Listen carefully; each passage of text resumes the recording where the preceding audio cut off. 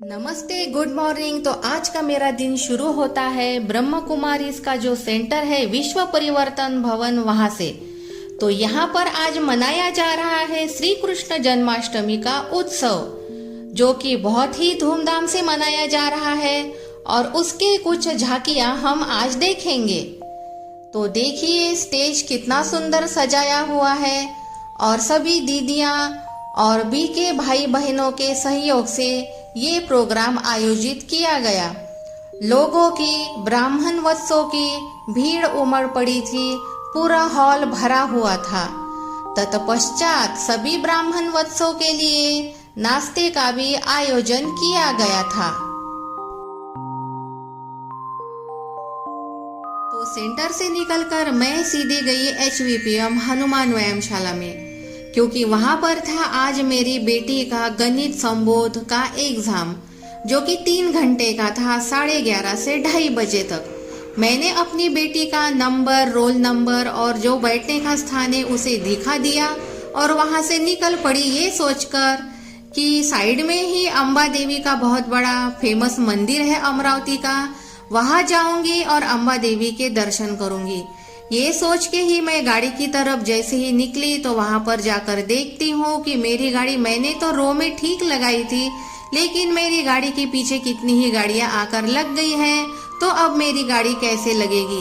तो कोई भी कर्म करते हुए ऐसे कर्म करो कि बाद में लोग आपके बारे में कुछ भी गलत ना सोचे। खैर, मैं तो किसी बात को बहुत ज्यादा सीरियस नहीं लेती हूँ, इसीलिए एक भाई साहब ने जब मैंने मदद मांगी तो उन्होंने मेरी गाड़ी निकाल दी। लेकिन ये सोचने वाली बात है कि आप कोई भी कर्म करो तो ठीक से करो, ताकि उसके बाद कोई भी व्यक्ति आपके बारे में विकल्प ना हो, क्योंकि ऐसा करना भी एक प्रकार का सूक्ष्म भारी पाप हो जाता है। इसलिए कर्म हमेशा सही करो, ठीक करो। तो यहाँ से निकलकर मैं पहुंची सीधी एक गौशाला में। वहाँ बहुत ही सुंदर कान्हा की बड़ी सी मूर्ति लगाई है और जब मैंने देखा कि बहुत सी गौ माताएं वहाँ पर खुली घूम रही है बाड़े में, तो मुझे बहुत अच्छा लगा, क्योंकि एक गाय को अगर हम 10 बाय 10 के एरिया में हमेशा के लिए बांध के रखते हैं तो उसे कैसा लगता होगा। लेकिन यहाँ सभी गौ माताओं को खुला देखकर बहुत अच्छा लगा। वहाँ देखा कि मैंने सभी कर्मचारी उनकी सेवा में लगे हुए थे, उन्हें चारा पानी देने में लगे थे और पूछने पर पता चला कि यहाँ पर भी दूध और घी मिलता है, बिल्कुल प्योर होता है। और ये भी बताया कि जब गौ माता बूढ़ी हो जाती है और दूध नहीं देती है तो वो उन्हें आखिरी तक पालते हैं और उसके बाद जब वो गौ माता अपना शरीर छोड़ती है तो उसे जमीन में दफना दिया जाता है। ये बात सुनकर मुझे बहुत अच्छा लगा, क्योंकि अक्सर गाय को दूध के लिए बहुत सताया जाता है और जब वो दूध लेने के काबिल नहीं रहती है तो उसे कत्ल खाने में भेज दिया जाता है। HVPM आए तो इस गौशाला को एक बार भेंट जरूर दीजिए। यहाँ पर आप खाद्य सामग्री भी डाल सकते हैं गौ माता के लिए, या पैसे भी दान कर सकते हैं।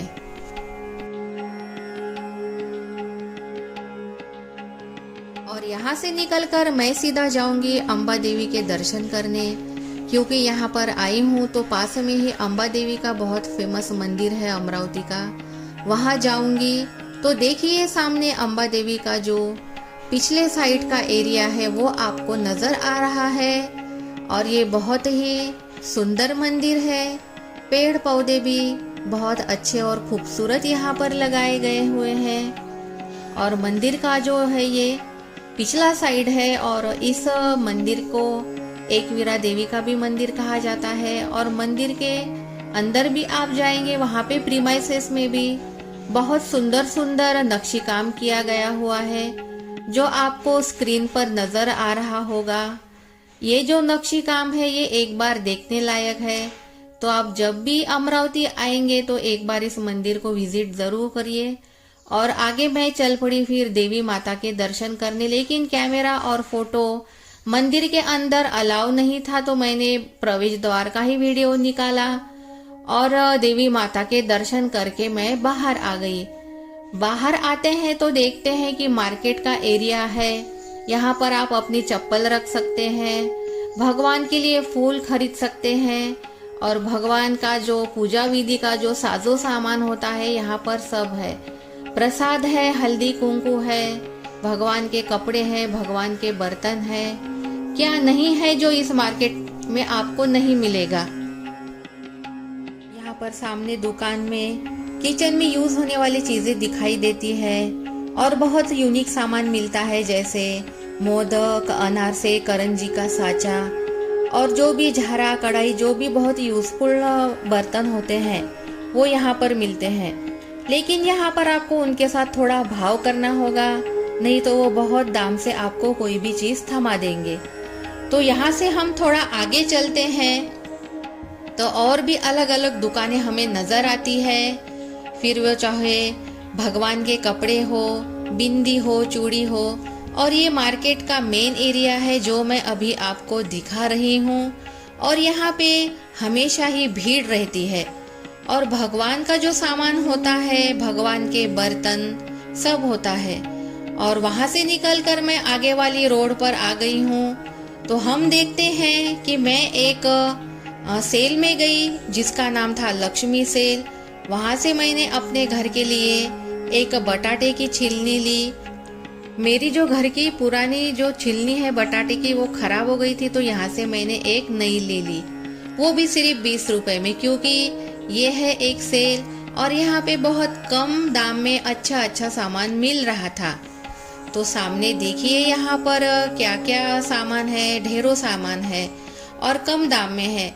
लेकिन मैंने अपने घर के लिए सिर्फ एक ये बटाटे की छिलनी ही ली, क्योंकि मेरे ऐसा तत्व है कि जो जरूरत हो वही सामान लेना चाहिए। हम जितना ज्यादा सामान लेंगे उतनी ज्यादा फैक्ट्रियाँ चलेगी और जितनी फैक्ट्रियाँ चलेगी उतना ज्यादा कार्बन निकलेगा और इसी कार्बन की वजह से क्लाइमेट चेंज हो रहा है। तो देखते हैं बाढ़ और भूकंप आ रहे हैं और कई जगह तो लोग मलबे के नीचे दब रहे हैं। तो ऐसे कंडीशन में हम अकेले क्या करेंगे, लेकिन एक शुरुआत तो सभी को करनी होगी। तो मैंने शुरुआत कर दी है। तो जिन सामानों की जरूरत होती है मैं वही खरीदती हूँ, बहुत ज्यादा खरीदी कर कर अपना घर नहीं भरती हूँ। तो आप भी इस सूत्र को अपनाइए और पर्यावरण की सुरक्षा करने के लिए तैयार हो जाइए। तो अब मैं इस सेल से बाहर आई हूँ क्योंकि मुझे खुद के लिए झुमके खरीदने थे बहुत दिनों से। तो मैं मार्केट में आई थी तो खुद के लिए झुमके देख रही थी। बहुत दुकानें मैंने ढूंढी लेकिन मुझे झुमके पसंद ही नहीं आ रहे थे। और बात ऐसी है कि कोई चीज अगर पसंद आ जाए तो वो थोड़ी महंगी भी हो तो हम उसे खरीद लेते हैं, लेकिन पसंद ही ना आए तो हम चीजें नहीं खरीदते हैं। तो बिल्कुल ऐसा ही हुआ मेरे साथ। मुझे कोई भी झुमके पसंद नहीं आए तो मैंने आज कोई भी झुमके नहीं खरीदे। सोचा किसी और दिन आऊंगी या किसी और जगह देखूंगी, शायद इससे भी ज्यादा अच्छी वैरायटी मुझे देखने को मिल जाए। बाकी महालक्ष्मी के कारण मार्केट बहुत सजा हुआ था, बहुत ही आर्टिफिशियल जेवर सुंदर सुंदर वहां लगे हुए थे। तो वहां से फिर मैं गई अंदर देवी मार्केट में। वहां मुझे एक जगह गरम गरम पेड़े बनाते हुए नजर आए तो मैंने अपने बच्चों के लिए वहां से पेड़े खरीद लिए। और यहाँ से मैं अब सीधा जाऊंगी फिर से HVPM। तो पेड़े का डब्बा उठाकर मैं पूछी सीधी HVPM। फिर से वहां पर आप जो ये मेरे पीछे देख रहे हैं ये फुटबॉल का हॉकी का ग्राउंड है। यहाँ पर कितने सारे मैचेस खेले जाते हैं।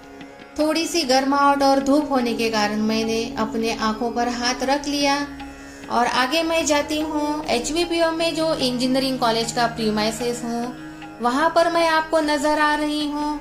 ये बहुत ही सुंदर और अच्छा प्रीमाइसेस है। यहाँ पे बहुत सुंदर गार्डन है, फूल पौधे भी बहुत अच्छे लगाए हुए हैं। तो जब आप HVPM आएंगे तो इस जगह जरूर आइए, बहुत सुकून मिलता है इस जगह पर।